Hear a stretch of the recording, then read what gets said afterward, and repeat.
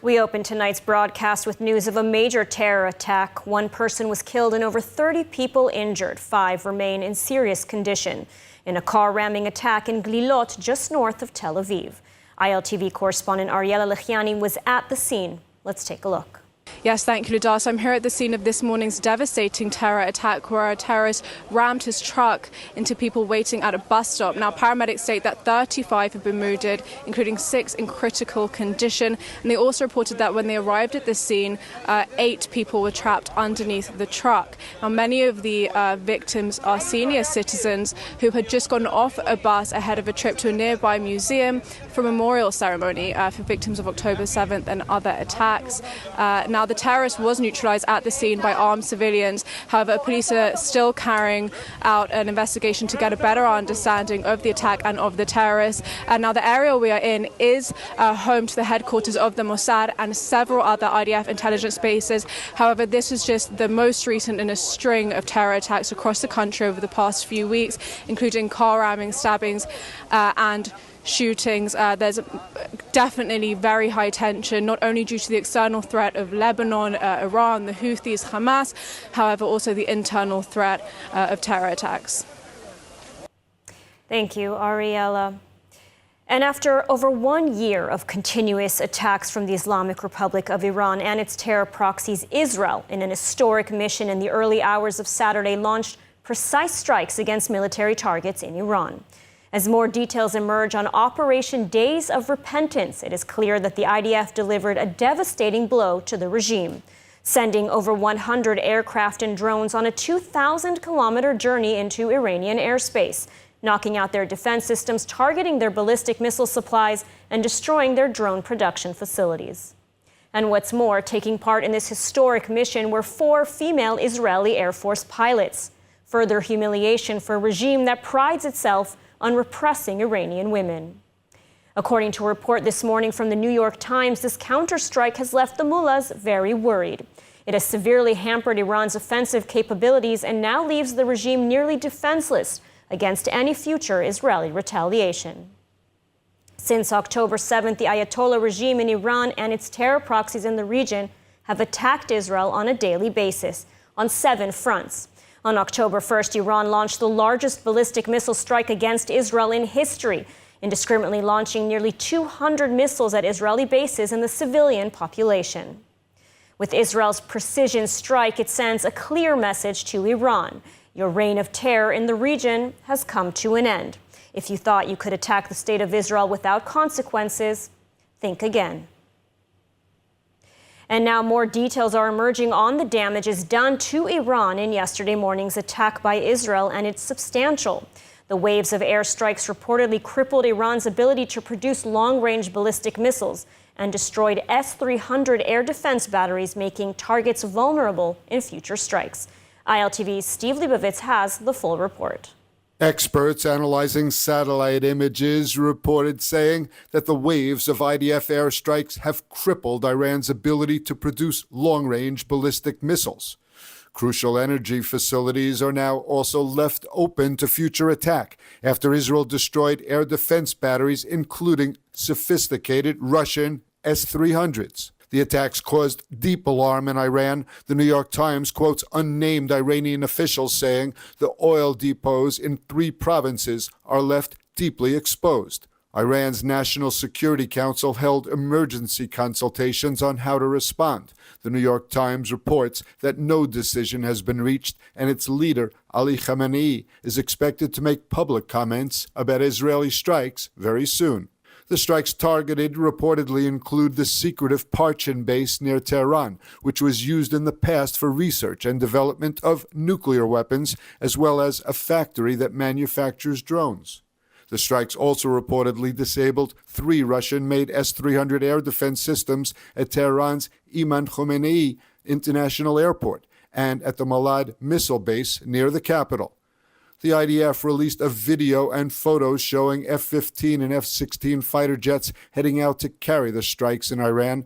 The images show some of the 4 female navigators in the Israeli Air Force squadrons who participated in the operation. The Israeli operation took the form of 3 waves of airstrikes that began overnight Friday and ended Saturday morning after receiving approval from the Security Cabinet. Explosions and fires were seen in Tehran throughout the night. There were fighter jets, including the cutting-edge F-35s.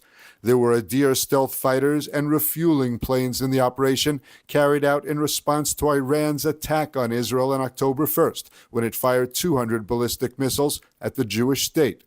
The IDF dubbed the operation Days of Repentance, and all aircraft returned safely to base. We conducted targeted and precise strikes on military targets in Iran, thwarting immediate threats to the State of Israel. The Israel Defense Forces has fulfilled its mission. If the regime in Iran were to make the mistake of beginning a new round of escalation, we will be obligated to respond. Our message is clear. All those who threaten the State of Israel and seek to drag the region into wider escalation will pay a heavy price. And joining us now with more on Israel's strike against the Islamic Republic of Iran is Iran expert and researcher at the Institute for National Security Studies, Benny Sabti. Thank you for joining us today. Hi, good evening. And let me start by asking you, what is your analysis of the much anticipated Israeli retaliation against the Islamic Republic of Iran? Was this a successful operation in your view?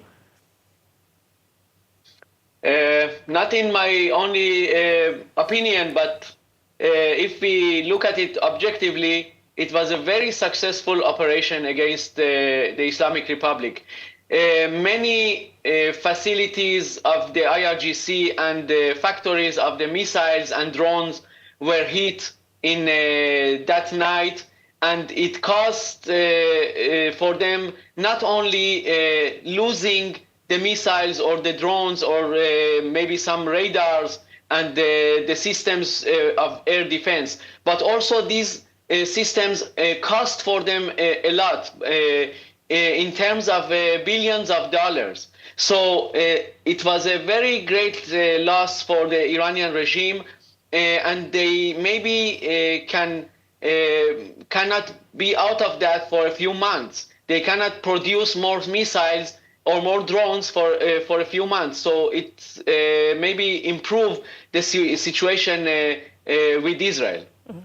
Now, the regime first attacked Israel in April, and Israel responded by sending a message. And Iran certainly didn't get that message. They launched a second massive attack yet again on October 1st. And now Israel responded by sending an even stronger message. I mean, do you think this is a strategic mistake? There are those who called for much more severe response. Do you think perhaps it was a strategic mistake not to target the oil fields or the nuclear sites? I mean, did we perhaps miss an historic opportunity to bring about the fall of the regime?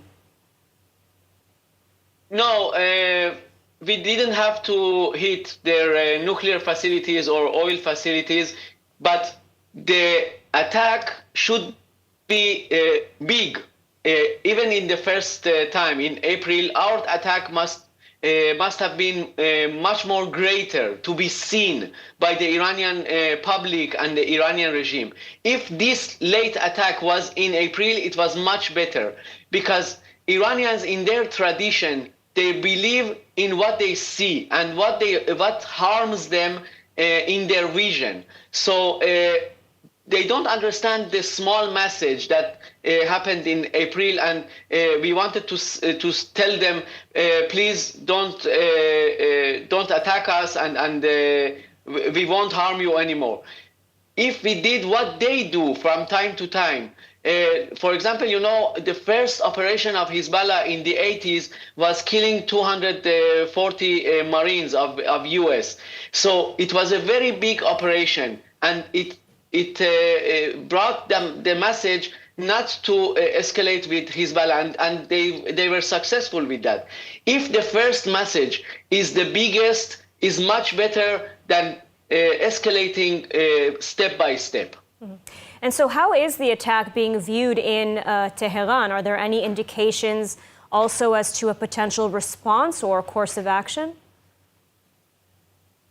Well, yesterday and even today morning, and the Iranian regime papers, they played down the attack. They wrote and said that almost no damage happened to their facilities. They are very good in that propaganda and bringing this narrative of Iran regime is the strong and the others are not. So this is the reality for them. But as the hours are passing, the world and us and they are seeing the real damage that happened. Many satellite images are out now, and they show how much damage was in Parchin area, where the missile research and production area is, or other places. So slowly they will understand, and the whole world also will understand what really happened there, and they cannot lie for so many long time. They have to stop maybe after 1 or 2 days, because we are not in 80s, we are not in 90s that they could lie as they want. All right, Benny Sabti, thank you so much for your analysis today. Toda rabba. Thank you. And now ILTV's Maayan Hoffman is standing by near the U.S. Embassy in Jerusalem to update us on America's response to the Israeli strike. Maayan, what can you tell us? Thank you, Lidar. With fewer than 10 days left until the U.S. election, Israel's retaliatory strike against Iran is one that either presidential hopeful should be comfortable with. Israel chose to avoid attacking Iran's nuclear facilities and stayed away from its energy infrastructure at the request of Washington. That's despite the fact that U.S. President Donald Trump, the leading presidential candidate on the Republican side, had said that he was in favor of more assertive action. However, the Biden administration had warned that such an attack could lead to a greater regional escalation. The attack, therefore, is reflective of what the polls show, that the election a week from Tuesday could go either way. Thank you, Maayan, and let's take a look at the story you've prepared. Following the Israeli strike on Iran, a senior administration official briefed reporters saying the president and his national security team worked closely with the Israelis over recent weeks, encouraging a targeted, proportional response with minimized civilian impact, which is exactly what took place. The official added that the U.S. hopes this will end direct hostilities. However, should Iran retaliate, the U.S. is ready to defend against any escalation. ILTV saw a copy of that briefing. Israel's strike highlighted close U.S.-Israel coordination. Israel informed the U.S. in advance, showcasing an alignment between Jerusalem and the Biden administration, despite any perceived recent strains. President Biden also commented briefly while speaking with reporters at Philadelphia International Airport on his way to Pittsburgh for campaign events supporting U.S. Vice President and Democratic presidential nominee Kamala Harris. In the Persian Gulf, Israel's Abraham Accords partner, the UAE, and its hopeful future partner, Saudi Arabia, had also urged Israel to avoid targeting Iran's oil facilities, fearing reprisals against their own infrastructure. Following the strike, Saudi Arabia, the UAE, Egypt, and other Arab nations condemned the escalation, though they did not specifically name Israel. Instead, the UAE voiced deep concern over the regional instability, while Saudi Arabia emphasized its strong rejection of an escalating conflict. Israel targeted sites it claims were used in Iran's recent attacks, including incidents on October 1 and April 14th. Both successful interceptions were reportedly supported by intelligence from Saudi Arabia and the UAE. And today, Israel is marking a national day of mourning in honor of the victims of the October 7th massacre and the fallen throughout this past year of fighting. The official day of mourning is being marked days after Simchat Torah, the Hebrew date of the October 7th massacre. Beginning at 6:29 a.m., the precise time Hamas attacked Israel, the country's flags were lowered to half-mast. And throughout the day, 2 official state memorial ceremonies were held at the Mount Herzl Cemetery in Jerusalem. One for the fallen soldiers and another for the civilian victims of terrorism. At the ceremony, Prime Minister Netanyahu addressed for the first time the attack on Iran.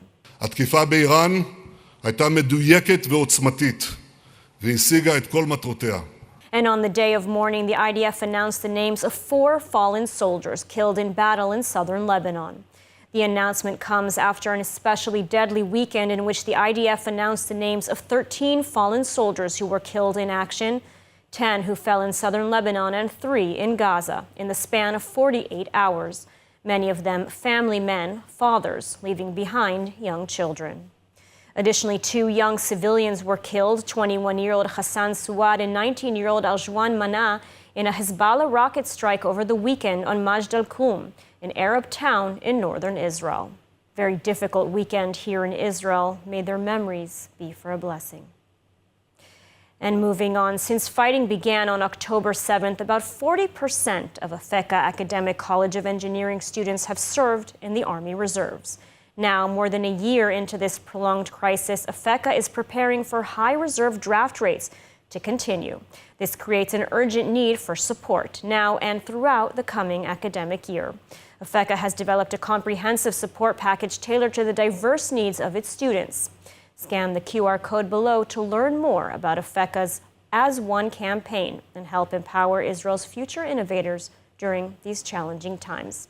Please scan the code on the screen.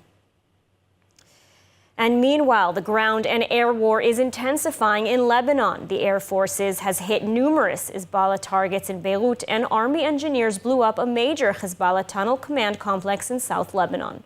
More from ILTV's Steve Leibovitz.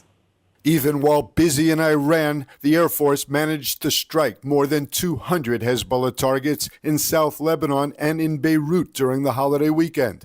They hit anti-tank missile sites, command and control centers, and weapons storage facilities. The Hezbollah Radwan commander in Eitarun was killed in a strike. Hezbollah has also finally confirmed that Hashem Safieddine, the top Hezbollah official expected to succeed Nasrallah, was killed in an Israeli airstrike some days after Nasrallah's demise. The IDF chief says Hezbollah's leadership is now in shambles. בצפון יש אפשרות להגיע לסוף חד. אנחנו גמרנו את השרשרת פיקוד של חיזבאללה הבכירה.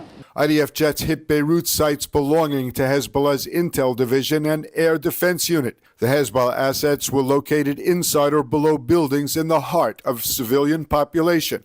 Before the strikes, the IDF issued evacuation warnings to civilians in the area. The Air Force carried out an airstrike against a border crossing between Lebanon and Syria used by Hezbollah to smuggle arms.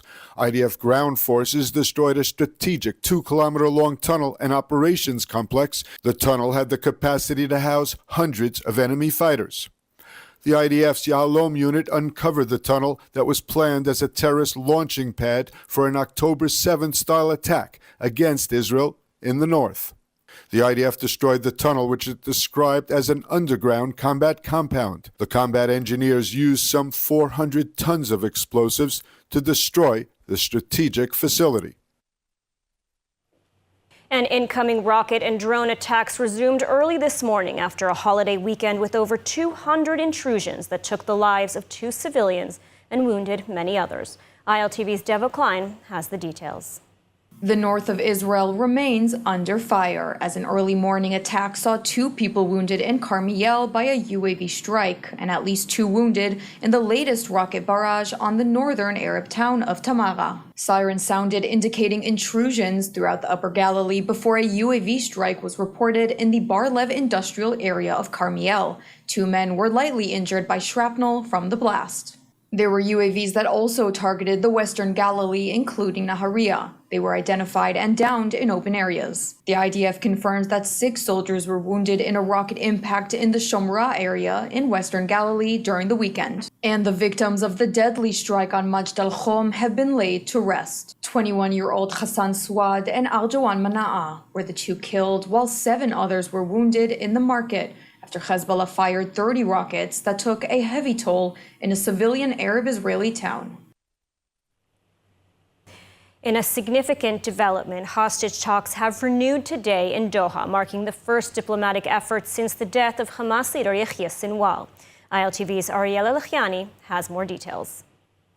Talks to secure the release of Israeli hostages held by Hamas have restarted today in Doha, Qatar, with US, Qatari and Israeli officials gathering in a bid to reach an agreement. Leading the US delegation, Secretary of State Antony Blinken expressed cautious optimism, emphasizing efforts to achieve both a ceasefire and the safe return of hostages to Israel. The negotiations, brokered by Qatar and Egypt, resume under tense circumstances. Following the October 7th attacks, where 250 Israelis were taken hostage, Israel's intensified operations in Gaza have kept the region on edge. Yet there is hope.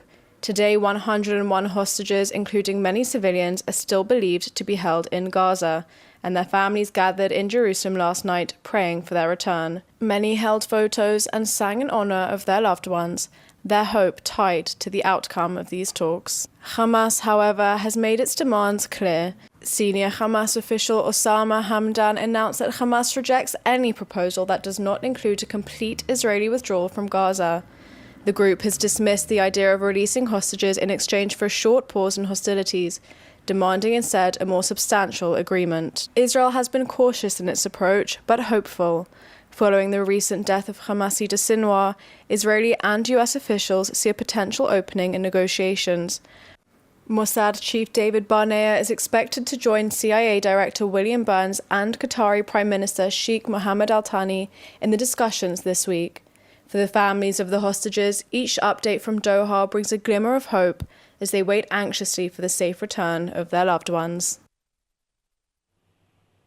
And it's day 387 of the war in Gaza, now a full year since the Hamas attack on October 7th that started the war according to the Jewish calendar. Fighting is continuing with heavy clashes amid IDF operations in northern Gaza. ILTV's Steve Leibovitz reports. IDF forces from the 162nd Division continue to operate in the Jabalia region of the Gaza Strip and have killed more than 40 terrorists in the past 24 hours. Givati fighters operating in the area destroyed terror infrastructure and located military equipment. Amid the fighting, thousands of Gazan civilians continue leaving Jabalia for safe areas further south. ועוד הישג, וג'באליה נופלת, מ"פ ג'באליה נופל, זה עוד קריסה תודעתית, גם פיזית, גם תודעתית. ואם אנחנו הורגים את מח"ט צפון הרצועה, זה עוד קריסה. עכשיו המהלכים האלה עוד פעם, אני לא יודע מה נפגוש מחר.